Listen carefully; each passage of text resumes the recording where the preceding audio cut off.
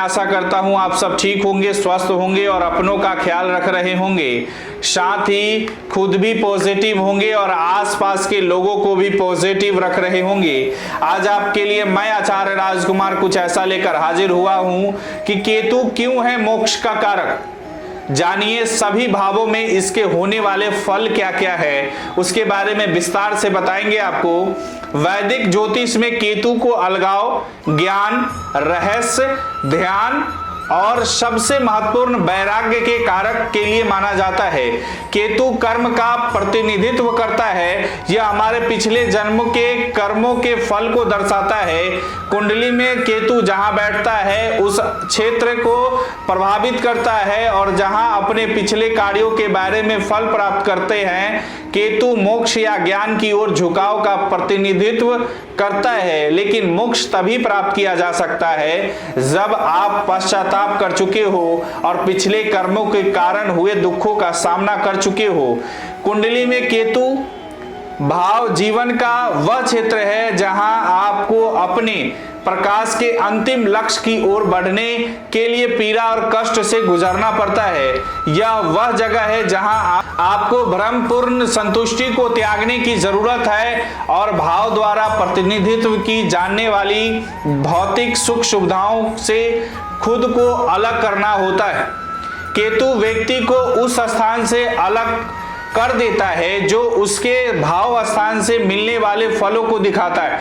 अगर केतु दूसरे या 11वें भाव में स्थित है तो व्यक्ति धन से संबंधित मामलों में बहुत कम या कोई दिलचस्पी नहीं लेता। किसी तरह व्यक्ति जीवन के इस क्षेत्र को कंट्रोल नहीं कर पाता, लेकिन इसका मतलब यह नहीं है कि व्यक्ति धन से वंचित हो जाएगा। वह एक धनी व्यक्ति हो सकता है, लेकिन हो सकता है कि उसका अपनी संपत्ति पर नियंत्रण यानी कंट्रोल या आसानी से धन का लाभ न उठा पाए।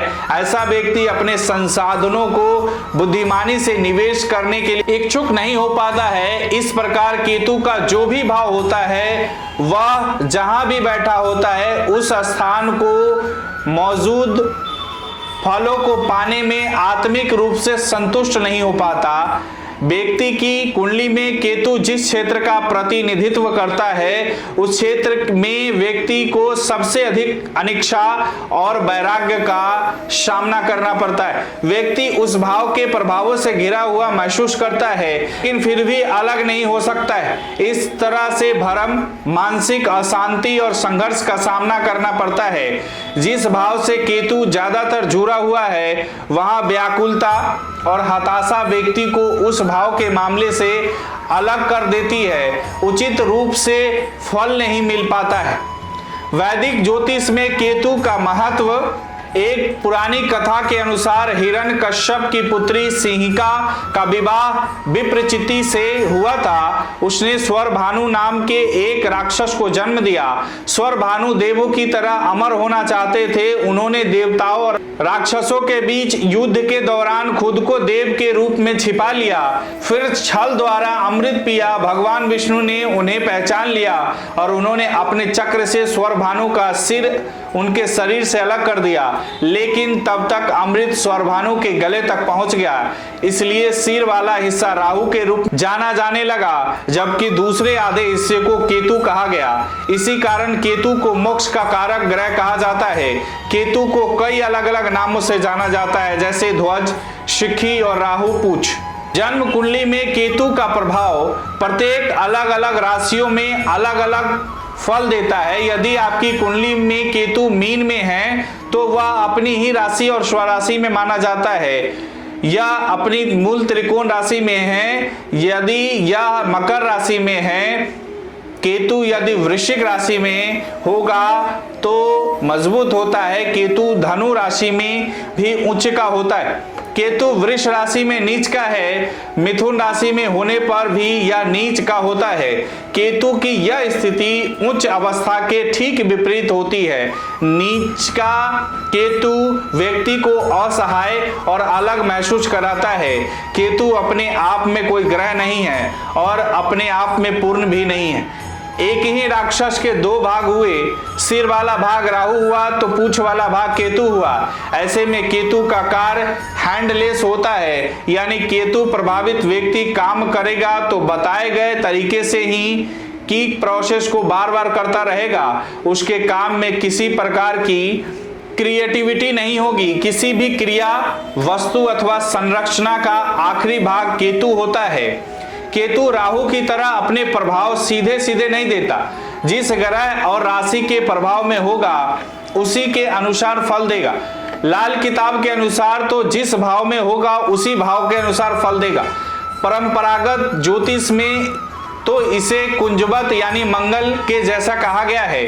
जातक की कुंडली में केतु निशान बनाने वाला होता है। किसी जातक की कुंडली में जिस भाव और राशि में केतु होता है, काल पुरुष की कुंडली के हिसाब से जातक के शरीर में उस हिस्से में कटे, जले अथवा चोट के निशान होने की सर्वाधिक संभावना होती है।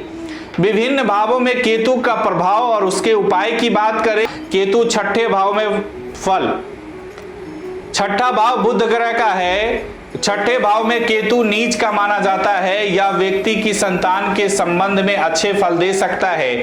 छठे भाव में केतु के कारण व्यक्ति एक अच्छा सलाहकार है। छठे भाव में केतु के कारण व्यक्ति एक अच्छा सलाहकार होता है। पारिवारिक जीवन सामान्य रह सकता है, विद्रोह को दबा सकता है। यदि केतु छठे भाव में खराब स्थिति में हो तो नाना पक्ष के लिए कष्टकारक हो सकता है। व्यर्थ की यात्राएं के कारण परेशानी हो सकती है। व्यक्ति को लोग गलत समझ सकते हैं। रोग या दुर्घटना का भय रह सकता है। छठवां घर बुध का होता है। यहाँ केतु दुर्बल माना जाता है।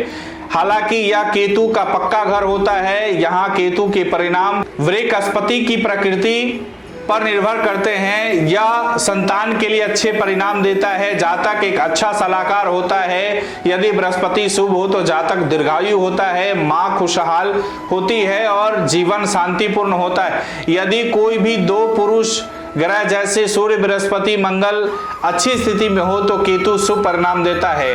यदि केतु छठे भाव में अशुभ है तो मामा परेशान रहता है। जातक भी बेकार की यात्राओं से परेशान रहता है। लोग बिना कारण के दुश्मन बन जाते हैं। जातक त्वचा रोग से परेशान रहता है।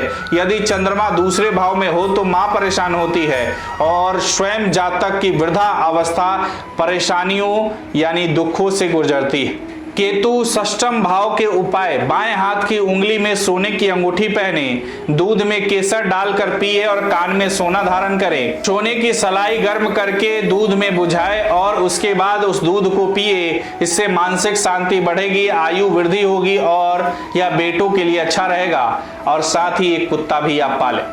अगर आपको यह वीडियो अच्छी लगी हो तो इसे फेसबुक और यूट्यूब पर शेयर और लाइक जरूर करें। इसी तरह और भी वीडियो देखने के लिए जुड़े रहें गणपति ज्योतिष संस्थान से। अपने विचार हमें कमेंट बॉक्स में जरूर भेजें। नमस्कार, राधे राधे।